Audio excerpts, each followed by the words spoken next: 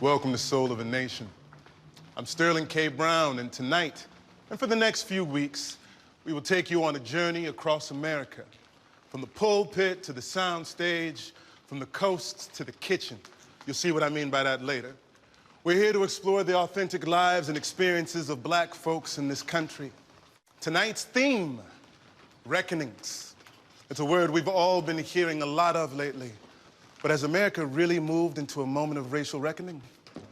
Tonight, we're going to hear from the woman who led a city to pass the first policy to fund reparations in America.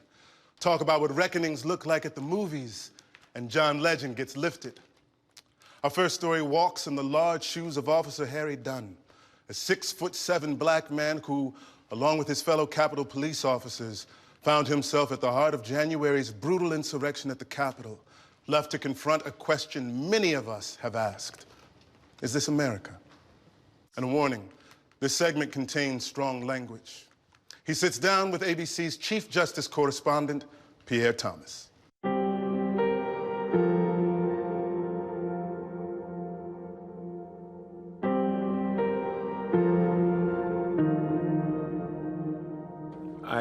I wanted to be a police officer as a kid.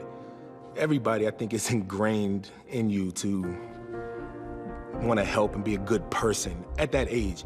Was there something about Capitol Police in particular, or? No, it just had a lot of prestige with it. The opportunity to work at the Capitol. First time I went in was when I got hired. It's a beautiful building. It was built by slaves. That's incredible. I grew up in Central Virginia. Father who could barely read, mother who cleaned white folks' houses. And I'm on national TV and I'm walking in the Capitol and I'm like, wow. It's hard to not be in awe of it when you see it. Let's go to January 6th. What's the first moment that you began to get a sense that something is off kilter here? We were told to get helmets, riot helmets. That was new. The crowds just continued to grow and grow and grow. Like, whoa, you just see a sea of people. Trump flags, Confederate flags. The crowd is using munitions against us. Multiple capital injuries. We've fought with these people who were prepared for a fight. They had on body armor, two-way radios, tactical gear, bulletproof vests. They were ready to go. At one point, we're in the building now. The first encounter that I saw was a guy with a Blue Lives Matter flag. And I said to the guy, but y'all kicking our ass out here with that flag. And as one of the guys kept walking by, the other one pulled out his badge and said, trust me, I understand. We're doing this for you, buddy. You gotta be kidding me. They called us traitors. Hold the line, Patriots. Hold the line. This is our house! Get off our property! So I encountered a group, 30, 40 people. They just started talking to me. They were saying how Joe Biden did not win the election and nobody voted for him. So I took the bait and okay, what about me? I voted for Joe Biden. Does my vote not count? And then a guy and his girlfriend, she had on a pink MAGA shirt. He said, hey, this voted for Joe Biden, guys. Hey, everybody, this voted for Joe Biden. They said, you. So the crowd joined in? Everybody joined in with him. It didn't register with me at the time that I was a target of just a racist attack. You know, I grew up in the South. I've been called that word. The word is a weapon. It's a weapon to inflict psychological damage. It's a word to inflict physical damage. You feel some kind of way about it once it's said to you. You're in the Capitol defending the Capitol. And somehow race seeped into that too. You know, everybody wants to say that it was about politics and everything, but it was a large number of people in that crowd that were racist. They fought us. They had Confederate flags in the U.S. Capitol.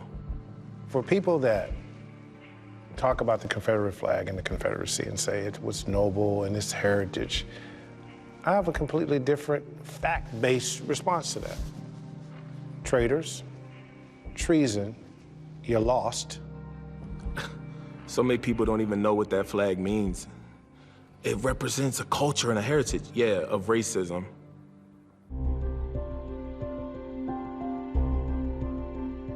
So we see other agencies moving through the building and clearing out areas.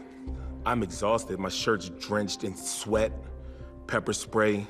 I got blood and cuts on my knuckles. And I sat down in the rotunda.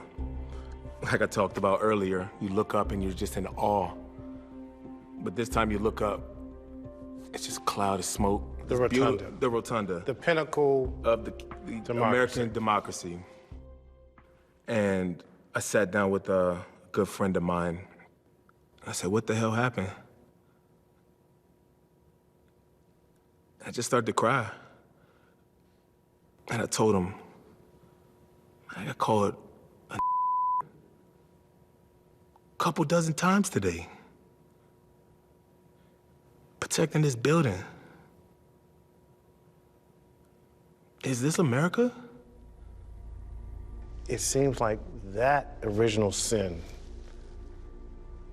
of this country, it always seeps its way back in.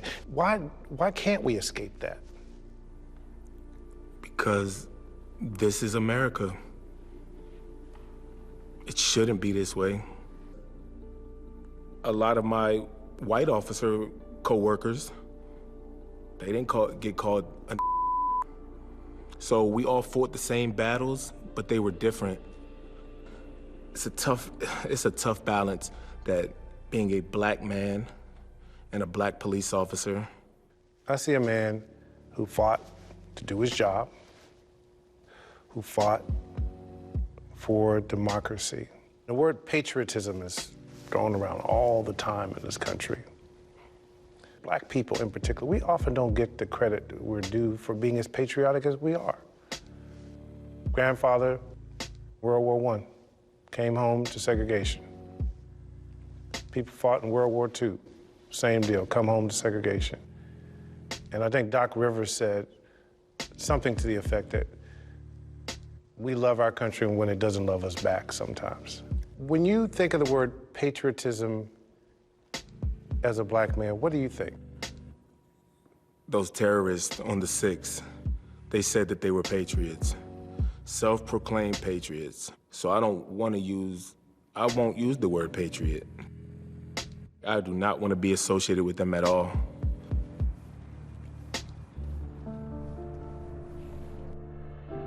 People get anything out of this interview. It was real people in that building defending the Congress and democracy. Real people. Real people. Not the police. Yeah. No, real people. Real Americans. And I want that message to be known that we fought hard to defend democracy and protect each other. And I want that point to be known that I'm proud of them and we fought really hard.